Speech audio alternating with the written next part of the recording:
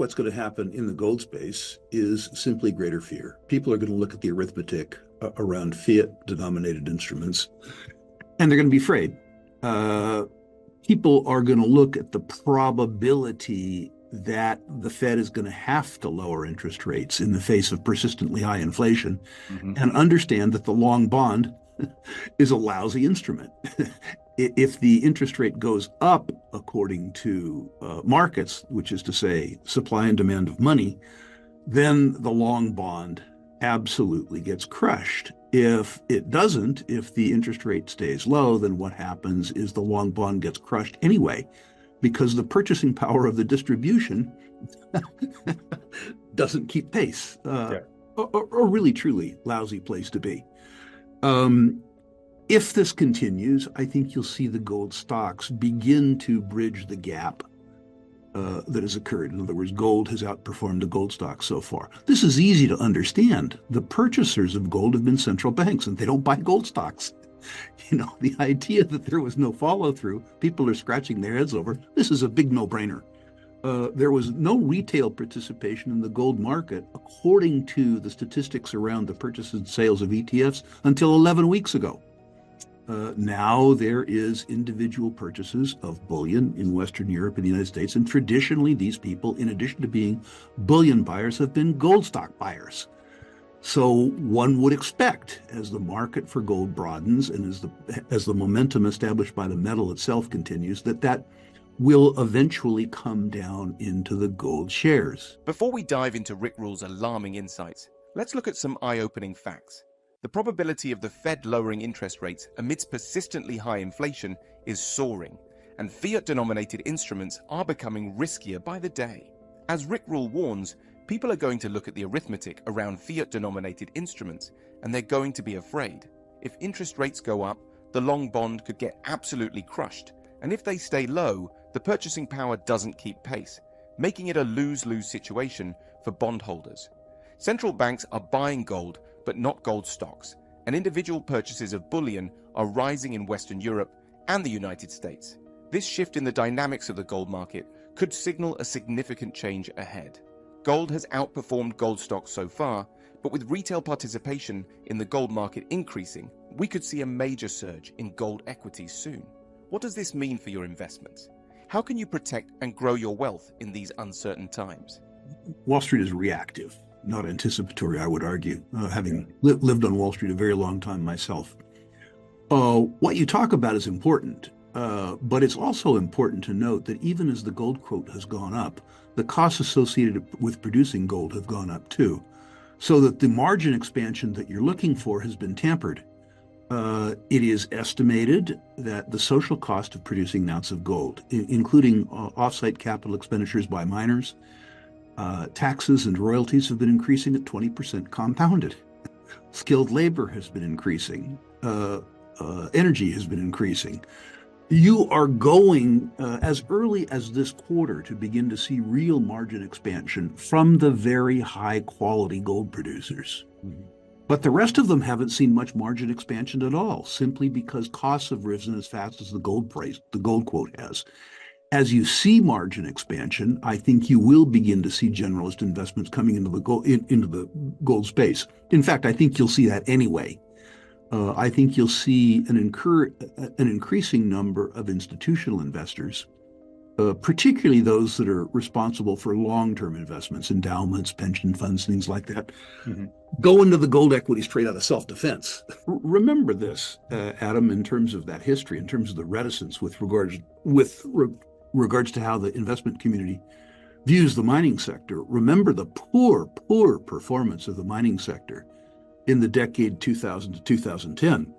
The market, the share prices did well in anticipation, but the operating performance was fictionally bad. Yeah, terrible. The gold quote increased sevenfold from 250 to 1900, and the free cash flow per share in the XAU declined. I mean, it took special skill to screw up an environment where the selling price of your product went up sevenfold. So there is skepticism around the ultimate corporate performance of the gold mining sector. It has, but it would be easy for them to be recidivist. Virtually all of the management teams that were responsible for the worst part of that performance were allowed to pursue other employment opportunities by their shareholders. Similarly, the investors who now own gold mining shares, myself included, keep their managers on a much tighter leash than we used to. Mm-hmm. Now, if the gold price increases and the gold share prices go up, then investor tolerance may return. And certainly, if investor tolerance returns, management misfeasance and malfeasance will be something that we have to contend with in the future. But I don't see that circumstance getting on our way for 2 or 3 years. Absent a global recession, I think we're in a real sweet spot here. The commodities have outpaced the companies. The companies have maintained some sense of financial discipline, but the companies are attractively priced, in particular relative to the commodity price. My experience has been that precious metals bull markets are kicked off by gold, by the fear buyer. When the momentum is established, particularly when the momentum becomes palatable to generalist investors, that is to say, the greed buyer.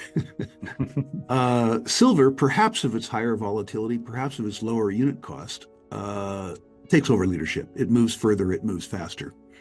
We have seen a real move in the junior silver equities in the last 6 months, which suggests that silver might be, or the investors might be anticipating that move. Again, I think you have reversion to mean. A selection of the higher quality silver juniors 6 or 7 months ago literally could not get a bid. And maybe what you've seen in terms of the share price escalation is just that we've worn out the sellers rather than we've established buyers. But a silver bull market, a silver equities bull market, is truly, truly something to behold. I'm hoping to enjoy one more in my life. I remember well the decade of the 1970s when just one little stock, Coeur d'Alene Silver, which sadly I didn't own, went from 10 cents to $65. My goodness.